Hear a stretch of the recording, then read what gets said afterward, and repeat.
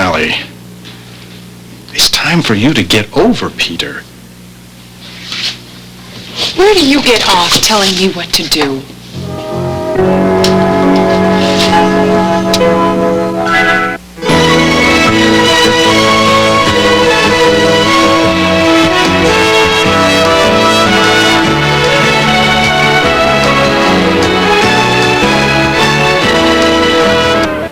Yes.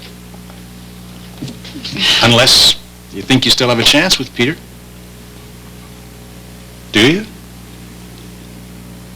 No, I don't. It's over, but it still hurts, and it's going to hurt for a long time. Oh, I know that. Then don't tell me I should get over Peter. It's not that easy. Oh, I never said it was going to be easy. Just don't give me any more advice. You've messed up my life enough as it is. Oh, Sally. David. I'm sorry. I am sorry. I know how sorry you are. You know, one of the things that is the most painful to me is how I've loused your life up. Oh, does that hurt you? Yes, it does. And I want to do what I can to make your life better. You know that sweater that you gave Kevin for Christmas? He never wants to take it off. He even wants to wear it to bed. And he's never believed so strongly in Santa Claus. Do you want to make my life better? Yes, I do. Make Kevin happy. That's something we can both do. Which is which?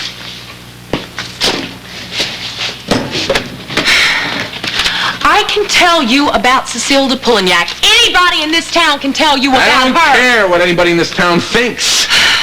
I have gotten to know Cecile very well lately. And I've found a very generous, warm woman. Yes. And she, frankly, has shown me more honest affection, friendship, and support than anybody else I can think of. Peter, listen to me. I've listened, Nikki. And now I've got to go down to the legal department and get some contracts. And then I've got to go to the laundry and pick up my dry cleaning. And then I need to go to the... Or whatever.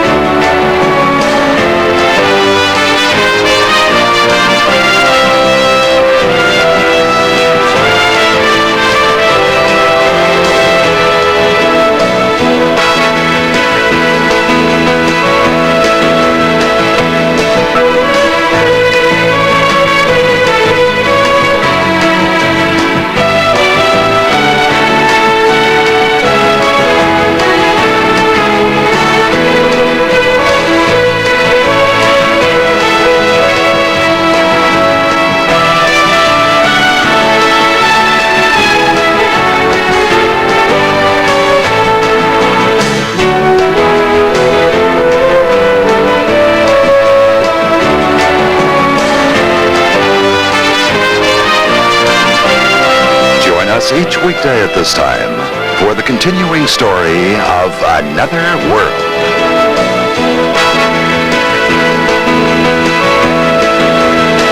On web... I merely wanted to remind you that I willingly offered you that money with no strings attached. Right. Well, that was very generous of you indeed. No, it wasn't really. I was very glad to pay you for the part that you took in breaking up Peter and Sally. Oh, now wait a minute. I had nothing to do with that. That was all your doing. Nothing. We're being awfully modest, Cecile. It's not like you. Listen, I like Sally a lot. A lot more than I like you. I had absolutely nothing to do with breaking up their engagement. Nothing? That's right. Nothing. I comforted Peter now and again, but you were the one who brought back David Thatcher into Sally's life and then delivered that coup de grace which broke up their engagement. Well, if you insist on believing that you didn't play a substantial part in breaking Peter and Sally up, then I'm not going to argue with you. Good.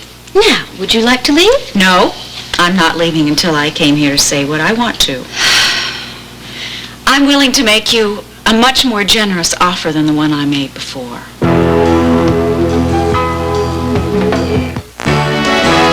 Stay tuned for the conclusion of Another World. Offer you more money than I did before. To do what? Nothing. It'll be for services already rendered. You still insist on paying me for the small part you think I took in breaking them up, don't you? Yes. You don't have to do anything else. Except stay out of Peter's life. Oh. Stay out of it, Donna. That's a very big if. A very big if. Well, just let me tell you how much I'm willing to offer you, and then you can decide how big the if is. Oh, you don't have to. No, it's very obvious. You are really desperate. Yes, I am. I didn't go to all that trouble to keep my brother from marrying Sally Frame to let him fall into your clutches, Cecile. My clutches? Donna. Yes, your clutches. The little trap you set for him. Oh, now just wait a minute. I think you've got it all wrong. I really do. Now, if I were just interested in Peter's money or position or power or things like that, I mean, if Peter didn't have something else to offer, then maybe you and I could talk turkey. What are you saying? Peter's a very attractive man, Donna. Yes, I know, Cecile. Well, then, how can I possibly discourage his advances? Are you telling me that my brother... Peter pursued me. I think he's crazy about me, I really do. No, I didn't have to come on to him. I mean, much less set a trap for him. I didn't need to. Don't give me that, Cecile. You were there for him every second when things weren't going well between him and Sally. Yes, I was kind to him when he needed my comfort, but Peter was the one who made all the moves, Donna. Do you expect me to believe that? Well, I don't really care what you believe. It happens to be the truth. Next thing you're going to do is try to convince me that you were trying to discourage him. As a matter of fact, the main reason I went to Paris was to try to put a little distance between us. Oh, sure.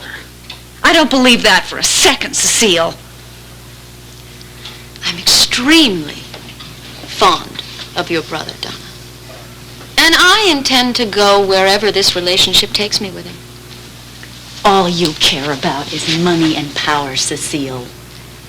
Well, that just shows how little you really know about me. Now, if you don't mind, would you leave? I have to finish dressing and I want to look extremely nice for Peter this evening. I'm not going to have any trouble breaking you and Peter up. But you could save me the trouble and make some money in the bargain if you would just stop this now, Cecile. Not a chance, Donna.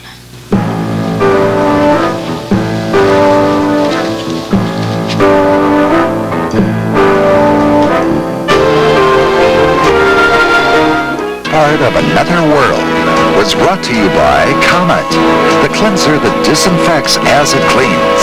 Available in 4 sizes for kitchen and bathroom use.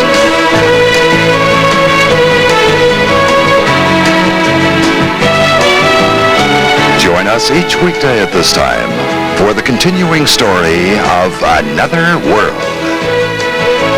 Helping escape from that.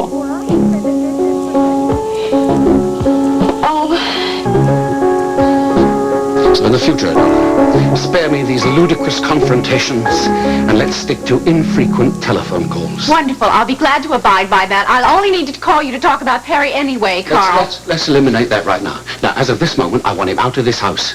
What you want means nothing in my house. Well, it may mean something to Perry.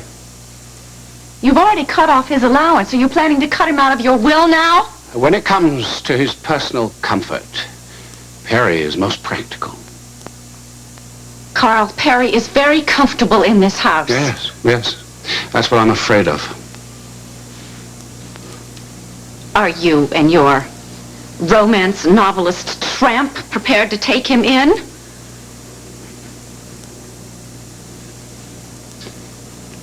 Perry is old enough to be on his own now.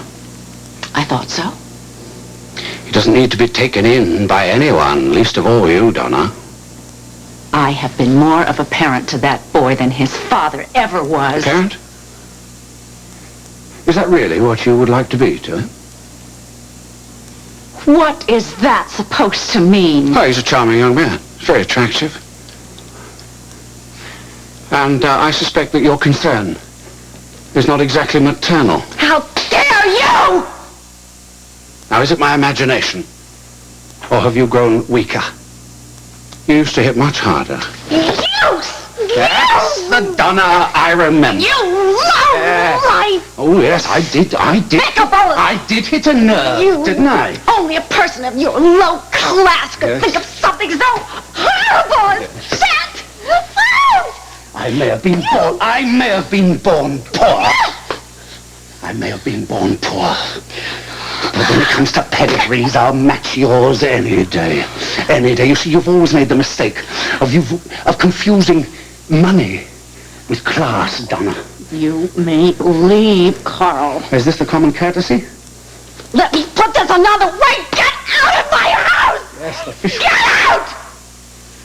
I'll go when I'm ready. You did invite me, after all. I did not invite your sordid accusations. Sordid?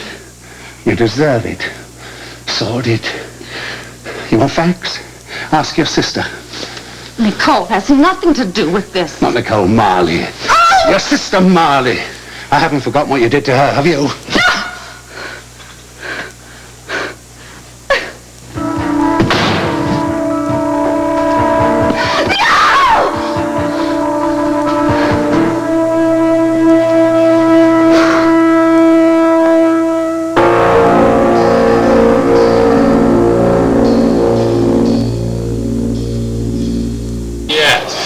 You're no pal of mine, Ted. Look, you get me out of this mess, we'll be pals forever. I'll take that gun away from him. No, Perry, keep the gun. What? I'm beginning to wonder how long it's going to take you I to was get outside, Larry. You're a cop? That's right.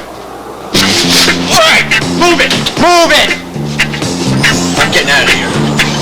Now you try and stop me, and Perry's dead. You're in enough trouble as it is, Ted. Just give me the gun.